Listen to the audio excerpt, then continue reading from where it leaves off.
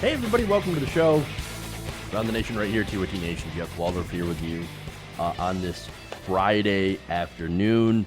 TGIF, whatever you want to say on that. Got a good show for you guys to kind of close out the week. Of course, we're going to do a couple of ridiculous stories. Also, consequential stuff. We have Donald Trump, of course, talking with a survivor, a Yazidi survivor. And so we're going to look at that video, and then we're going to kind of break it down. Then we have Trump's campaign selling straws to own the libs. Great. And, other Trump stuff, of course. Then we'll get into more serious stuff, including the EPA, what they've decided on a certain pesticide. So that's really important. Then we've got the Nuclear Safety Agency looking to roll back inspections. That's kind of a bad idea. And then we'll get to a story that we wanted to get to a while ago, and that is what's happening to Amazon. So, oh boy. So we've got an interesting show for you guys today. A little bit of fun, a little bit of disaster, environmental stuff, really important. So we'll get to that, and should be a pretty good show. So before I get into it, I want to thank all the patrons for signing up, all the new ones especially, but of course all the old ones who continue to support us throughout the years. We could not exist without your support. Let me give the names of some new patrons. We have, Tim Vanderberwade. Hopefully I said that right. Justin Diaz, Tamaro Zink, Richard and Richard Wyatt. So I want to thank those people for signing up to become patrons. Patreon.com/TYTNation. That's how you can actually continue to support the show. Or at least that's one way. There's another way, of course, and that's through the channel memberships on YouTube. Let me give a shout out, of course, to some of them, some of you guys, Alex Roby, Frederick Turner. Let's see, there's a couple of the that I've seen that I haven't said before. Ingrid Gottschalk, Ann Hiller, William Wirch, and Good Times. So we're going to end on Good Times on that. So thank you, channel members. That's one way to support the show. And again, Patreon.com/TYTNation. All that stuff is helping us get through this period of demonetization, as well as, of course, destroying our recommended views. All right. So, with that, let's get into some of the stories.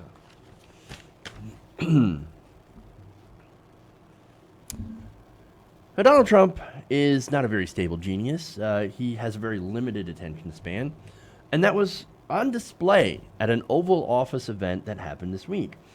So now Donald Trump met with survivors of religious persecution. That's a real thing. Worldwide, there's plenty of religious people, minorities that are being persecuted against in different areas. Christians in the Middle East. Muslims in China and Myanmar, and to a smaller extent, Muslims also get persecuted here in the United States as well. So now President Trump and Republicans, to be clear, they want to make it look like, oh no, it's the Christians that are being persecuted in America. That's preposterous. Nonetheless, that's one of their goals. But hey, look, if you're hosting and you're listening to stories of people who are being persecuted around the world, that's not a bad thing, right? But just note that a lot of these events come with the underlying purpose of, look how bad the Muslims are. So now, are all Muslims violent? Of course not. But you do have radicalism in the Middle East in the form of Al-Qaeda. You had it in the form of ISIS as well. And so they had, the White House had hosted a Yazidi woman named Nadia Murad. So now, again, Yazidis, you guys remember, they're a very small religious minority in basically area that's being contested between both the Iraqi government and Kurdish rebels, right?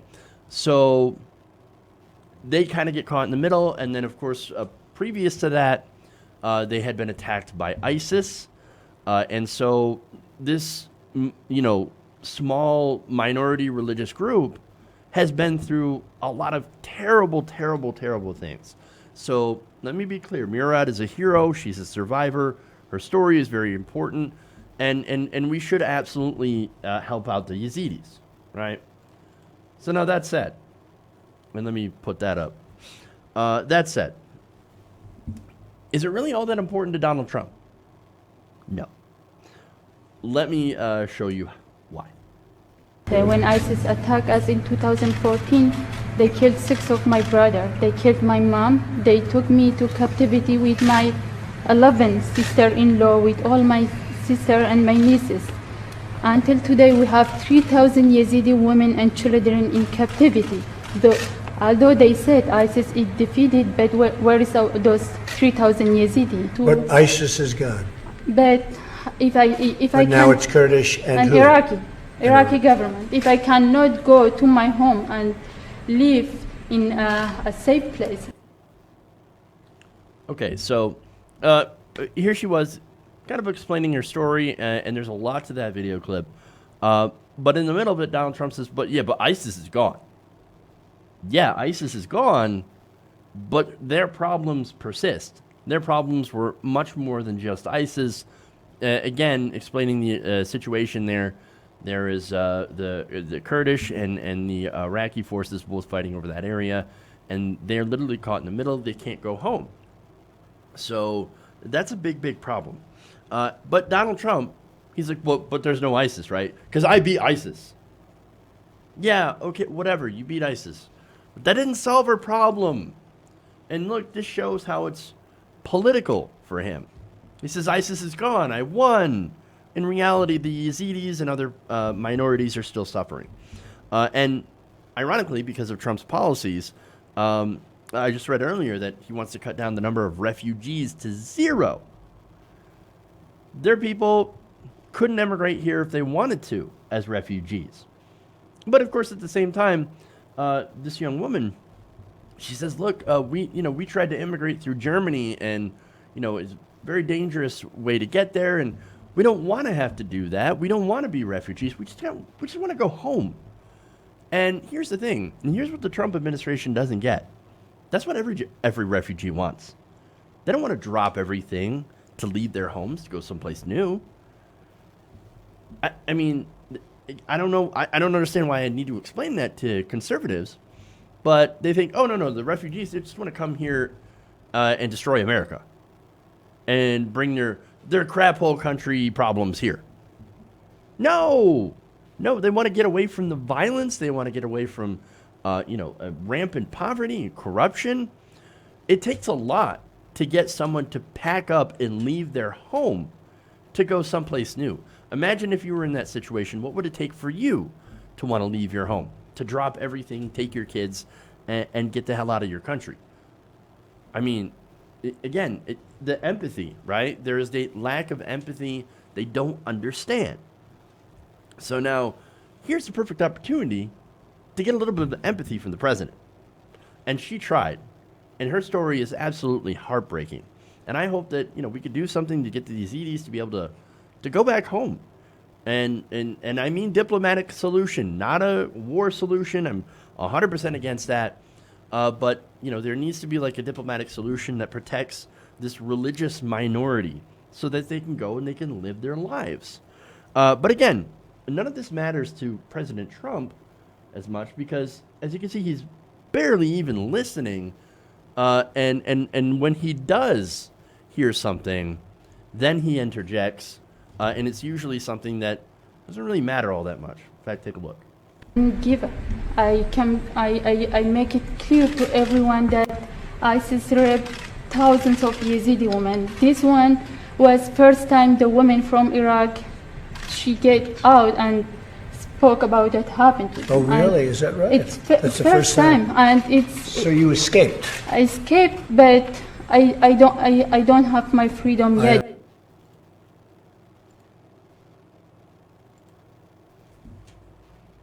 Okay, so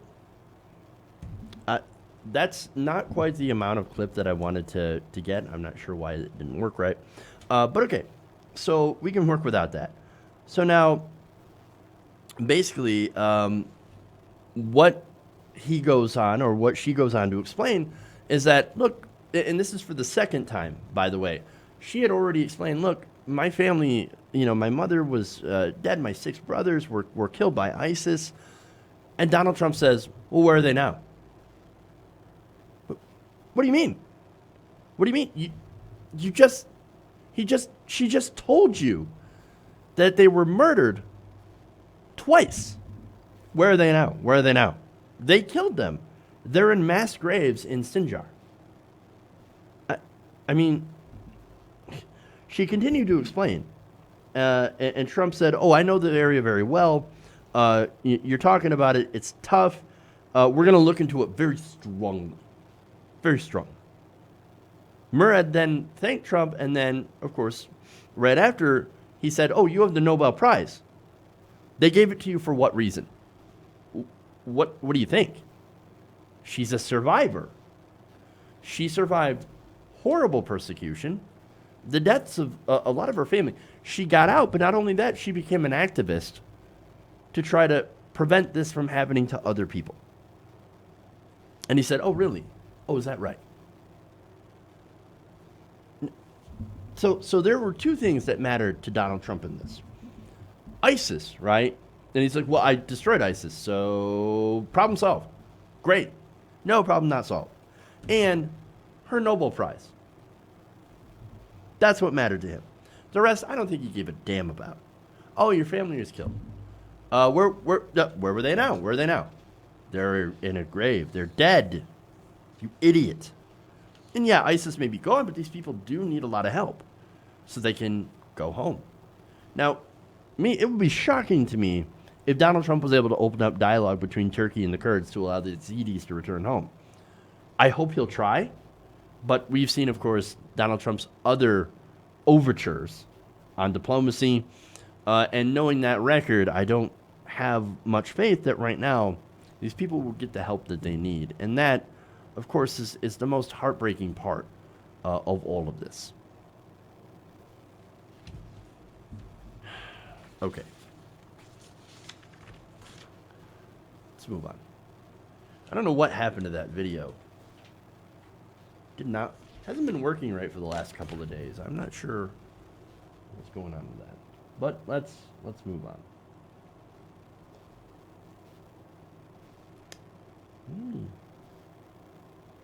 All right.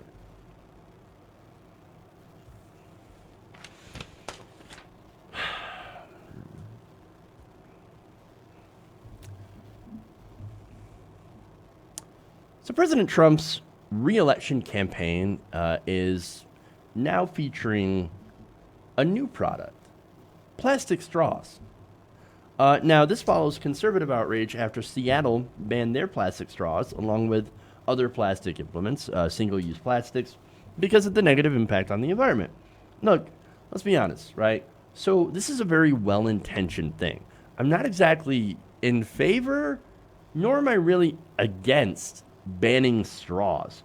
Because, look, let's be honest, they do have a small but negative impact.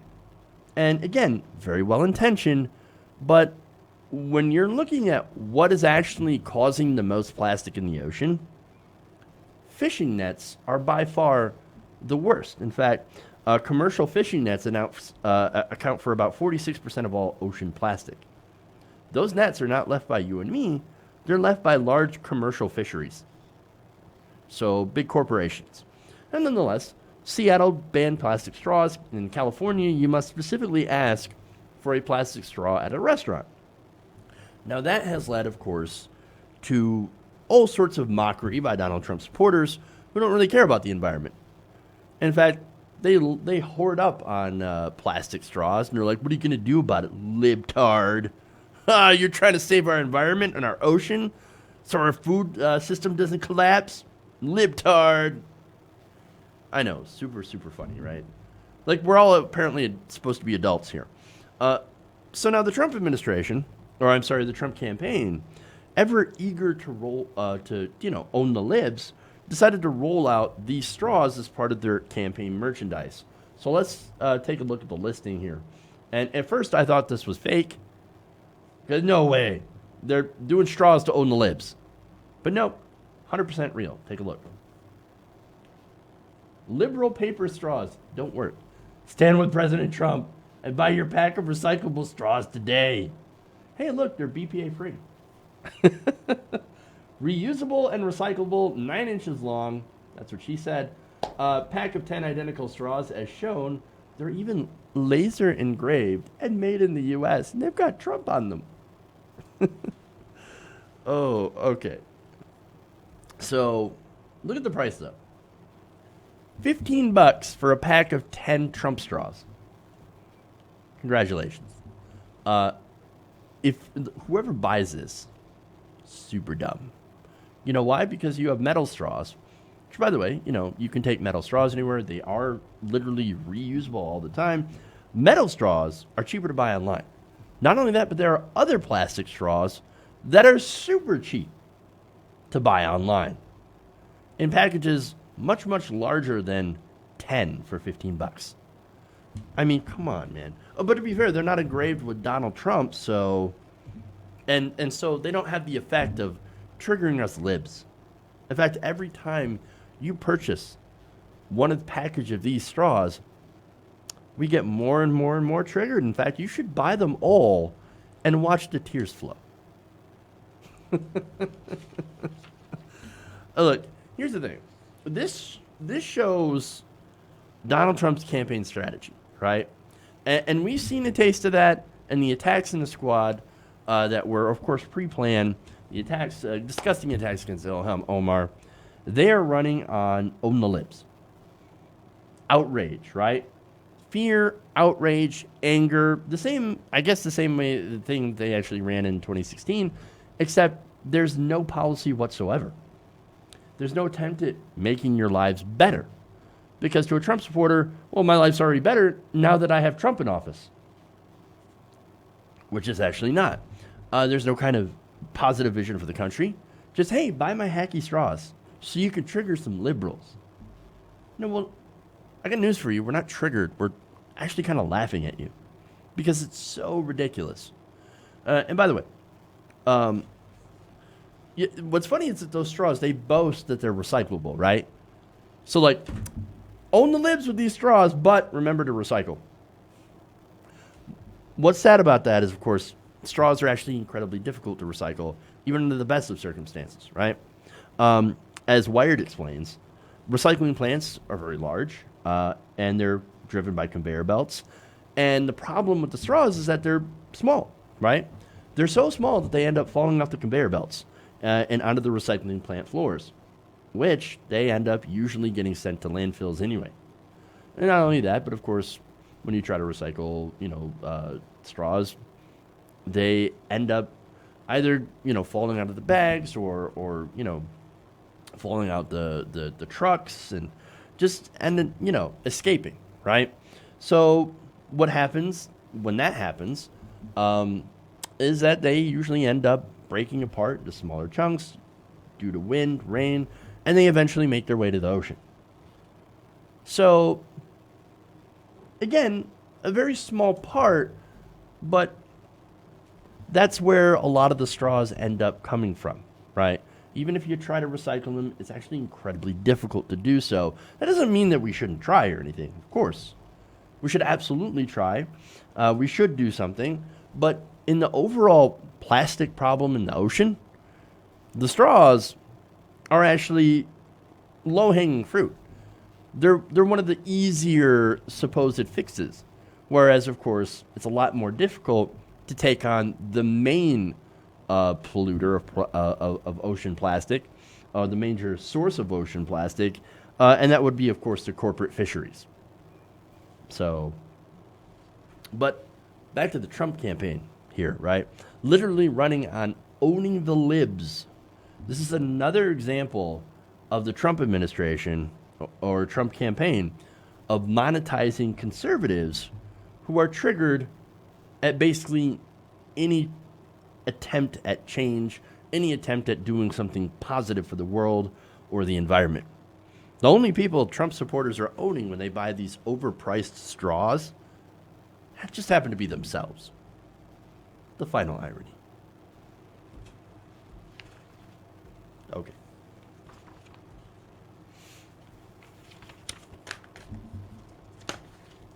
Okay.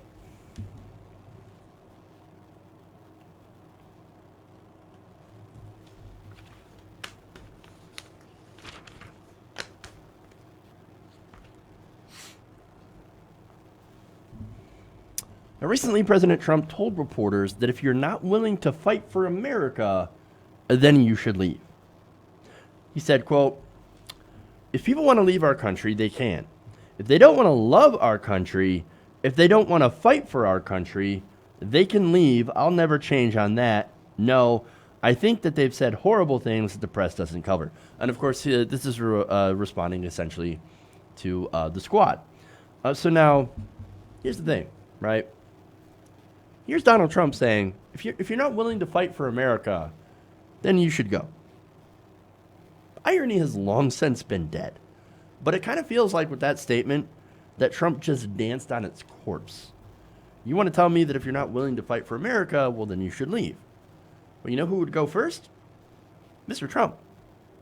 Again, this is a guy who didn't go to Vietnam because his rich daddy got a doctor to diagnose him with bone spurs, which is what I hear an incredibly painful condition that makes it so that you can't actually march for long periods like a soldier is supposed to. I get that. It's a painful condition. That's why, of course, you're able to get out of the military. Problem is, when he had a chance to prove that he had bone spurs, he couldn't even remember what foot he had them in. But in reality, he also had a chance to prove how tough and patriotic he was, and he cried. He cried and cried and cried. First, of course, he got deferments for education. Oh, I can't go. I'm trying to get an education here. And then, oh, look, doctor, they found the bone spurs. What foot's the bone spurs in? Oh, I don't, maybe both of them. I don't remember. You'd think you would remember. But again, we're talking about Donald Trump, right? In fact, he doesn't even have them anymore. He told the Times that, quote, over a period of time, it healed up. Oh, now isn't that convenient? Huh. It cleared up just after the draft ended. Donald Trump's an unbelievable liar. And of course, that's that statement. I mean, you can't believe anything he says. And so now he wants to tell these four women who are serving their country, not in a military role, but as representatives, that they should leave, that they hate the country. Well, they don't. They don't hate this country. They actually love it more than you could possibly imagine. They love the air, the land, the water. That's why they want to see them clean. They love the people, and so they want to give them health care, better wages. They love learning. They want everybody who wants to get they want everybody who wants to get a higher education to be able to get one without drowning in debt. And they love the American dream, opportunity. That's what they fight for. Now, who's Donald Trump fighting for? Well, he's fighting for himself and his billionaire buddies who want to continue to exploit the most vulnerable. He's not fighting for America or Americans. He's fighting for his own ego and, unfortunately, his own greed. Because that's who Donald Trump really is.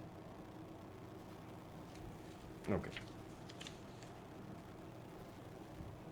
So I'm going to take a break here. We'll read some super chats as well as some comments here. So stay right here. We'll be back. Please like and share, and we'll see you in a couple minutes. Around the nation.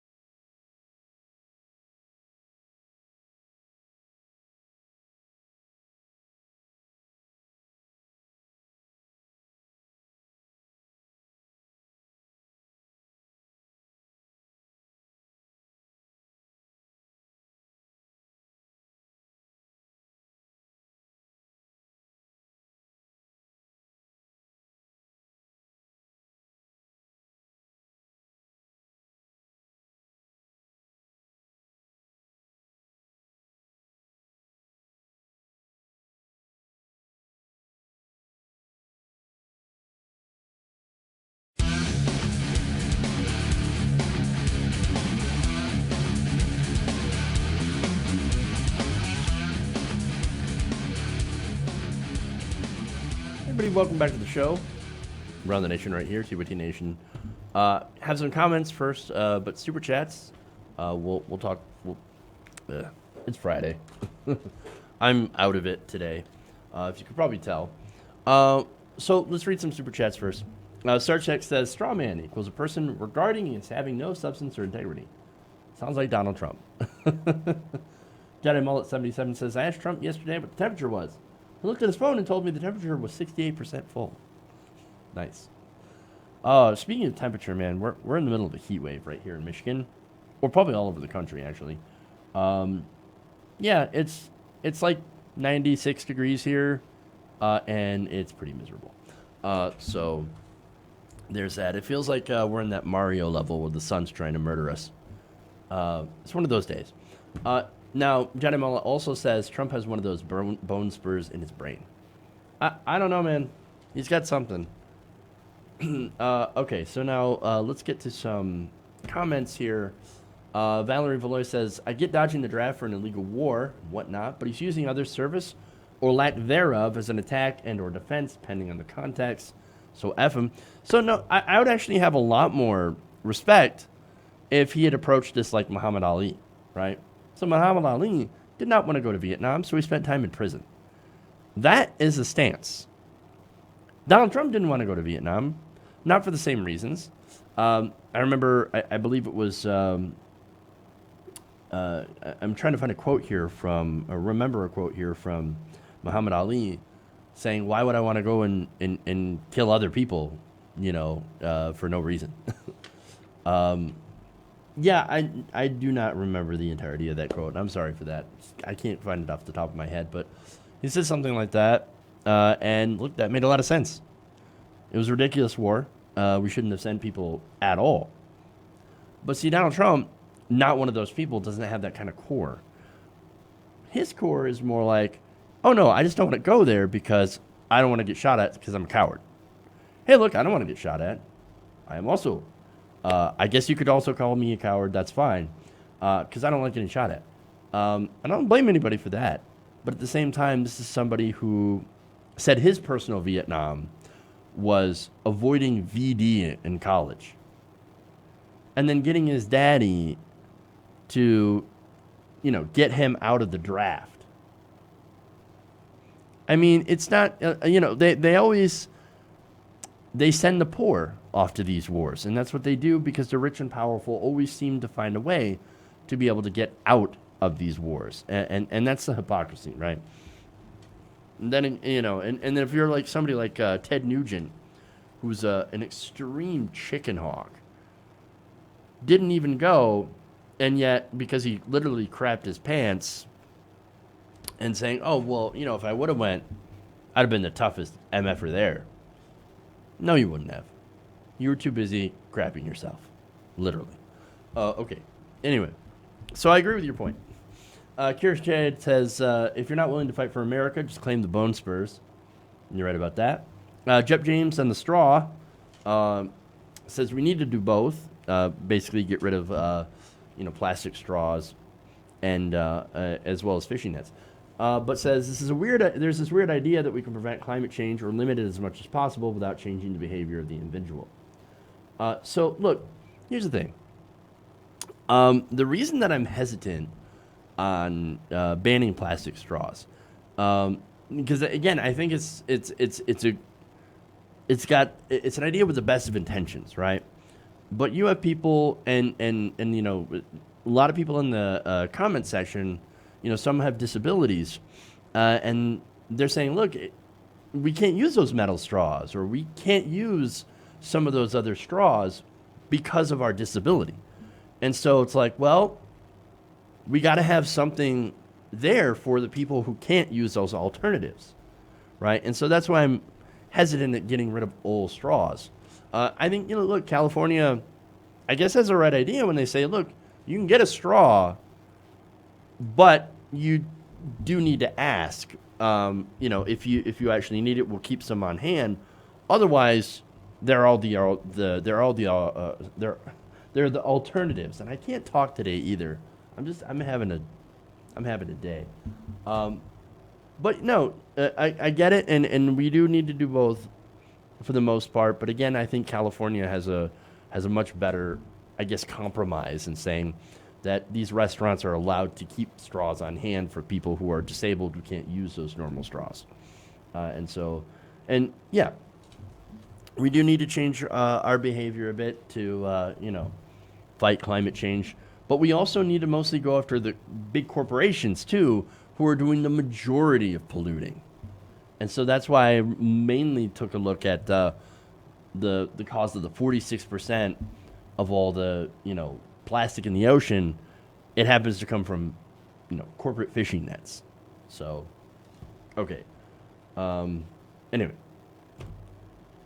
It's a day, man. All right. Let's move on. Let's go to some serious stuff. All right.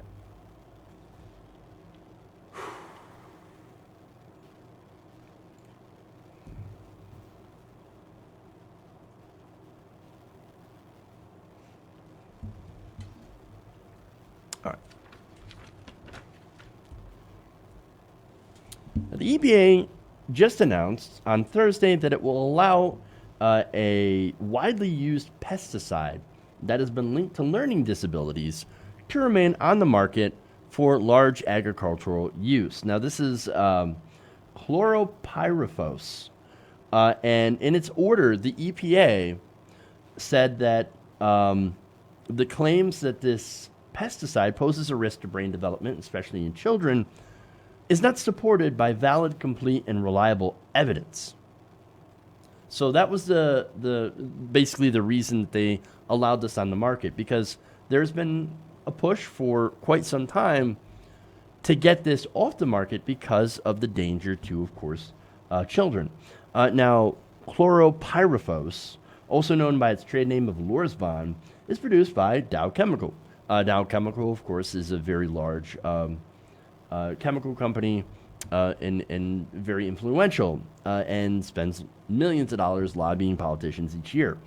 Now, this Lorsban, and now I'm going to call it Lorsban from now on because it's easier to say, is used in nearly 100 countries, more than 50 different crops, including corn, soybeans, cranberries, and broccoli. So it's in a lot of food. In fact, residue of the chemical repeatedly turns up in nectarines, peaches, cucumbers, and other crops. So, yikes.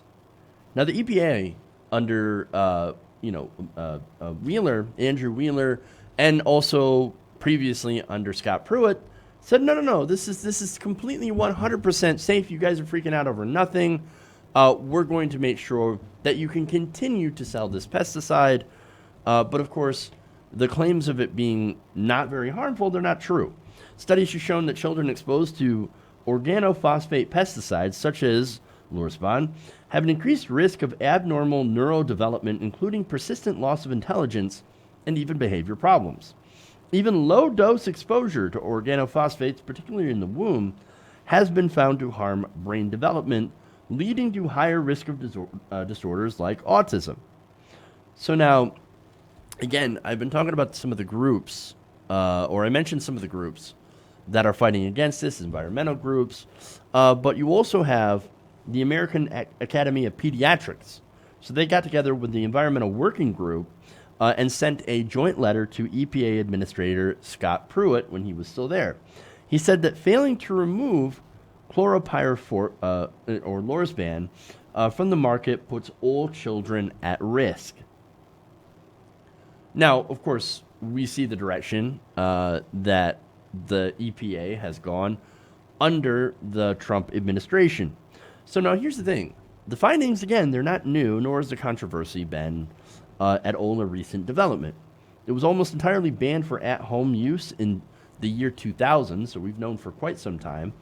And in November of 2015, the Obama administration proposed permanently banning it on food crops, citing these potential risks to human health.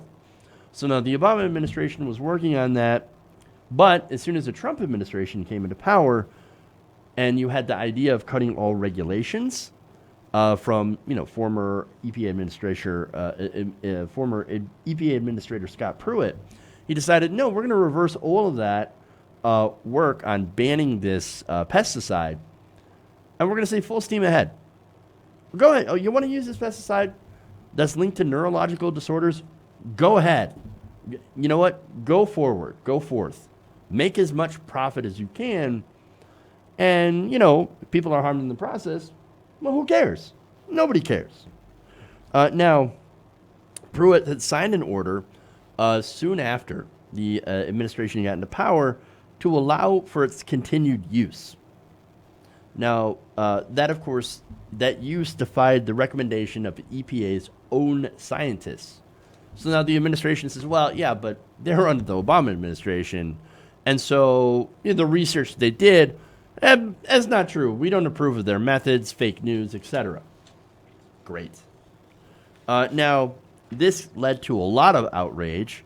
So I want to give you a quote here from Patty Goldman, an attorney with Earth Justice, an environmental group that's represented a dozen organizations in an ongoing lawsuit against the EPA, said in a statement on Thursday that, quote, "It is a tragedy that this administration sides with corporations instead of children's health." That's a tragedy, but not at all surprising. She said, quote, "By allowing Lorsban or chlorpyrifos to stay in our fruits and vegetables, Trump's EPA is breaking the law and neglecting the overwhelming scientific evidence that this pesticides harm children's brains." So, you're saying the administration, the Trump administration, is ignoring overwhelming scientific evidence of something, that something is harmful. Where have we heard that before? Oh, right. Massive global climate change. This is something the Trump administration thinks is a hoax made from created by the Chinese to hurt American manufacturing. They don't believe in science. How much more evidence do you need? They don't believe in science. They don't believe in scientists. What they believe in is unlimited corporate profits. That's all they care about. So now another quote here from Tiffany Fink Haynes. She is the Pesticides and Pollinators Program Manager for Friends of the Earth. And she said the EPA's refusal to ban this Lorsban ignores decades of science showing that this pesticide has irrevocable effects on human health and the environment. The EPA is endangering the lives of children to protect pesticide industry profits. Well, now, again, what did you expect from Scott Pruitt? And now, of course, Acting Director Andrew Wheeler. They have done exactly what they were hired to do. Dismantle these agencies, deregulate, and basically turn the EPA into the environmental profit agency. And there's a reason for that. In a statement on Thursday, the Natural Resources Defense Council highlighted the Trump administration's tie to Dow Chemical, who manufactures this chemical. In fact, they're the largest producer of chlorpyrifos in the United States. Among other things, they found the chemical manufacturing giant reportedly donated $1 million to Donald Trump's inauguration, and its CEO previously played a chief advisory role to the president, heading up his now defunct American Manufacturing Council. So you want to find out the reason? Well, you just got to follow the money. They don't give a damn about your kids because to them, it's profit that is always more important to them. So that, of course, is the corruption of the Trump administration, but not just the Trump administration, but also, look, the problems with having money in politics. I mean, you have these big corporations that can give these corrupt politicians, and Donald Trump is the epitome of the corrupt politician, but there are so many more. So many corrupt politicians get this money from these big corporations, and they end up making decisions like this. This just happens to be the most transparent. One good thing about Donald Trump is that he is so openly, brazenly corrupt that it's really, really hard not to be able to see it, to point it out. And this is one of those decisions, this is one of those instances where you can just point and say, hey, look, the CEO of Dow Chemical gave Trump $1 million for his inauguration campaign, and Donald Trump appoints a guy who literally deregulates that company and makes it so one of their biggest pesticides, which is linked to, brain damage, to continue to allow selling the thing that creates brain damage in children. I mean, it's unconscionable, it's unfathomable. The greed and the corruption and just the lack of humanity in this decision. And that's why, of course, we not only have to get Donald Trump out of office, obviously, but also get all the money out of politics and eliminate the corruption. If we don't, nothing's ever going to change, and we're going to continue to have these corrupt officials that are literally poisoning our children. Okay.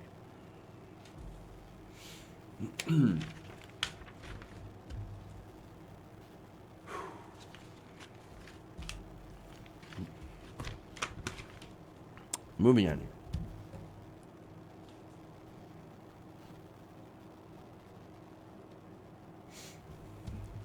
All right.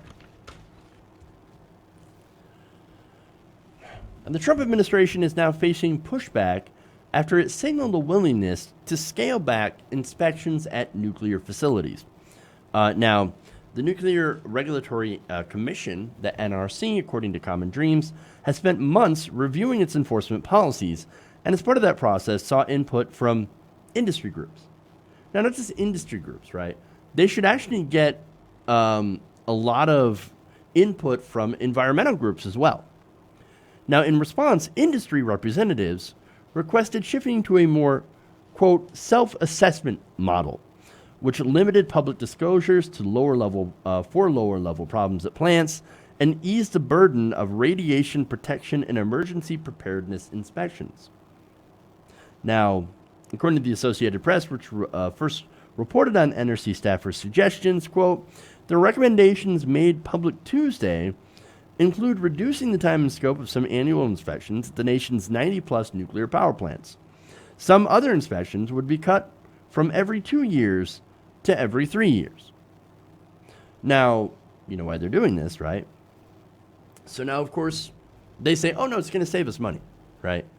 Because, you know, we just posted a $1 trillion deficit because of more military spending, of course, and $1.9 trillion in tax cuts for the rich.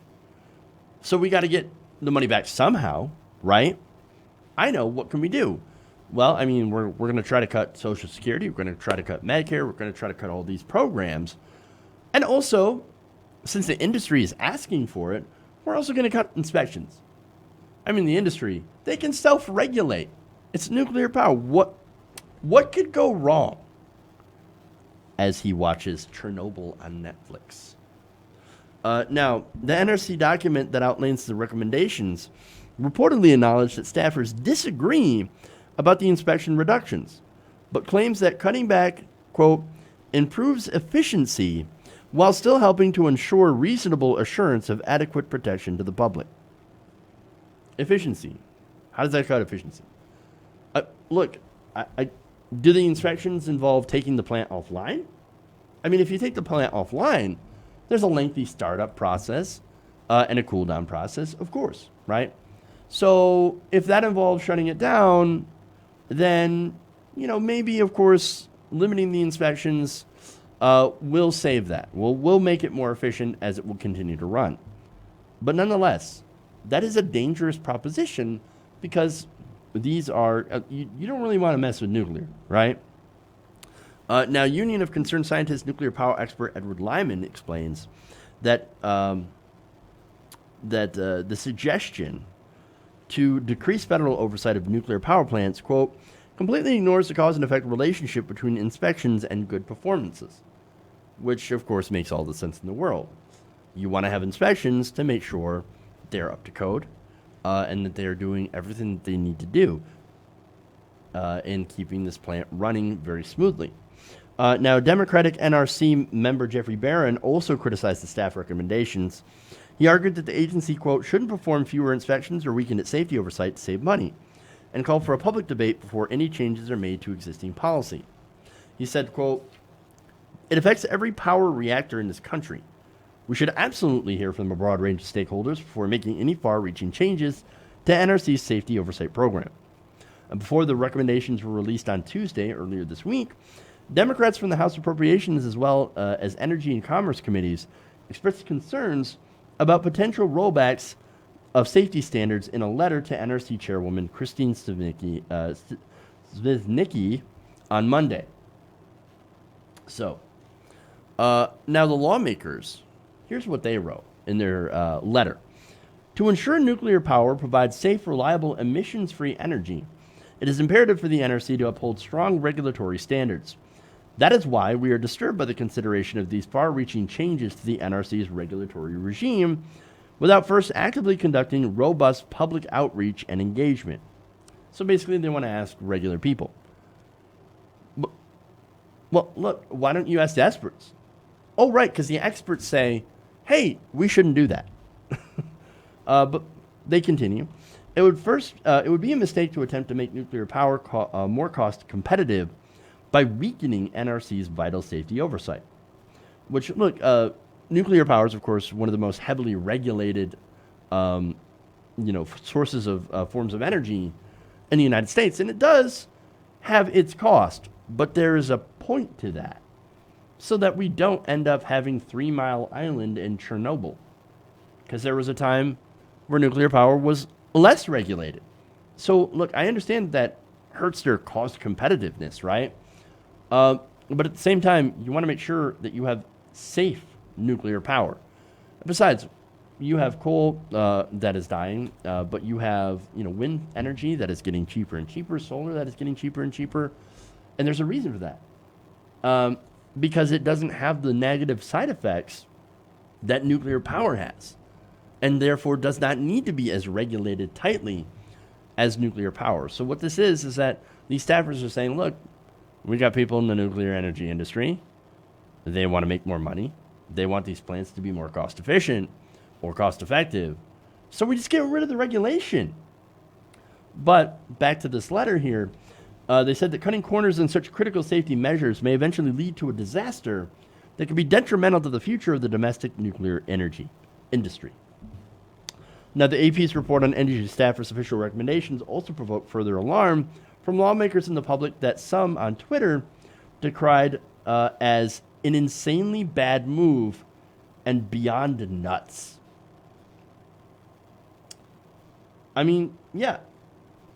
When I look at the less, at them wanting to deregulate and not do as many inspections, it is nuts. Because again, you can have real issues with this. So now, on the other hand, right, and I'm going to anger some of you by saying this, but I'm actually in favor of nuclear power. I know, right? We've had Fukushima. We've had all these horrible disasters, right? I get it, right? But if you do it safely, with a lot of planning and a lot of oversight, and especially new technology, nuclear can be a pretty good bridge fuel, right? At least until we figure out fusion, which is, I understand, probably going to be a very, very long way off. I know it's only 10 years away, says everyone every 10 years, right? But look, I think that's one way that we can get off fossil fuels. And so that's a technology we have right now. And then, look, there's a huge, huge problem with, of course, nuclear waste. But there are reactor ideas that produce no waste. And so maybe some R&D on that.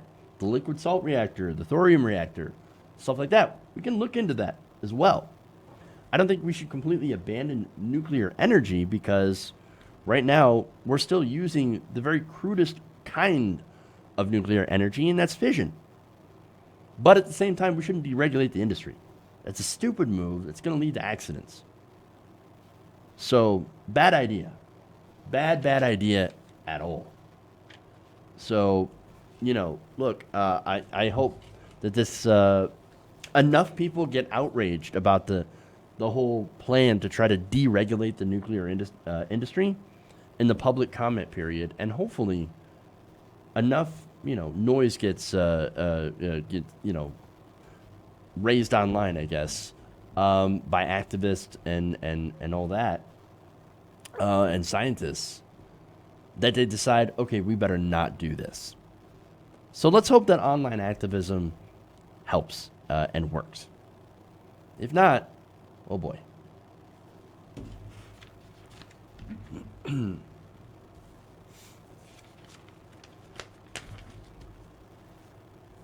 All right. do one here, one more.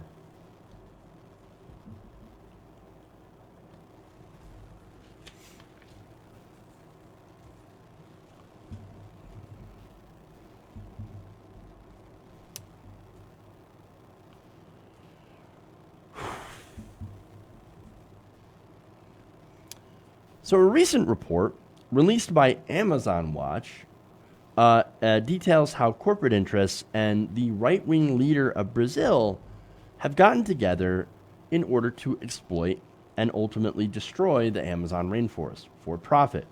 Now, this is Christian Poirier, who's Amazon Watch's program director. Now, he talked to Mint Press News, and he told them that, quote, the right-wing leader of Brazil, Jair Bolsonaro, has, quote, overseen the most significant rollback and full-on assault on human rights and environmental protection in Brazil since the fall of the country's military dictatorship and the reinstallation of democracy in 1985. Now, he also added, quote, Bolsonaro is hearkening back to an era of rampant environmental destruction and rights abuses that someone called genocide of indigenous peoples by attacking socio-environmental policy that is responsible for indigenous land rights, that is responsible for the protection of forests in this country, and he's doing so at a very rapid pace. Now, I'm, of course, going to explain how rapid of a pace and how dangerous this is. But first, I want to explain what he's actually done. Now, among his first moves as president, Bolsonaro stripped Brazil's National Indian Foundation of its authority to create new reserves for indigenous nations and had transferred control of both it and the country's forest service to its agricultural ministry. Now, that's a bad thing because that ministry happens to be under his control. And so that already, you see an erosion of indigenous rights in Brazil. But it gets worse, right? Especially for the Amazon. Now, since Bolsonaro's inauguration, the Amazon forest has seen a clear cutting of 285 square miles in just 1 month. That is the highest level of deforestation in a decade and more than twice the rate 2 years ago when it was under, of course, Lula da Silva, who, by the way, right now is a political prisoner. So now that's obviously disastrous. The Amazon is called the lungs of the world because, of course, the oxygen, if you have to, this is like basic science, right? Photosynthesis, but they also absorb a ton of carbon dioxide from the atmosphere. If you cut down the forests, you cut down the Amazon, you not only lose a ton of biodiversity and destroy the homes of a lot of indigenous people, the habitats of a lot of animals, but you're also dealing a huge blow to oxygen. We kind of need that, right? So now observers cited an escalation in illegal logging and land theft during the Bolsonaro administration, with the first raid on an indigenous reserve occurring December 30th, 2 days before he took office. Not only that, but of course back in April, Bolsonaro announced the dissolution of Brazil's National Council of the Environment, a government body with over 100 members, including independent representatives of environmental groups tasked with protecting the forest. He proposed replacing it with a new committee of 6, which, of course, would be all handpicked by him, including a man named Ricardo Salles, his nominee for environmental minister, and a close ally, along with 5 other presidential appointments. Nothing fishy about that at all. Oh no, let's just, appoint my cronies who are going to do everything that I want in this committee.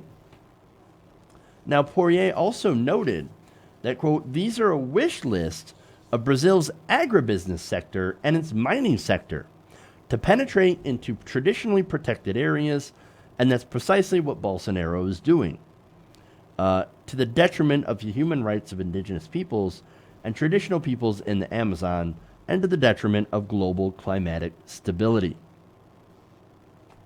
So that's what they're doing, right?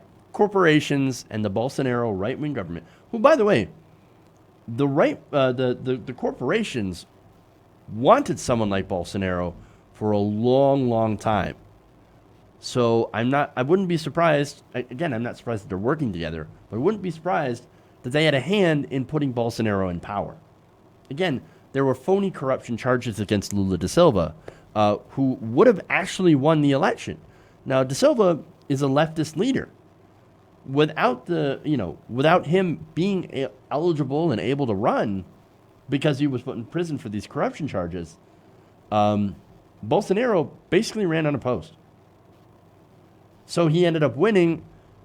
And of course, he helps his friends, the corporations, the corporate sector.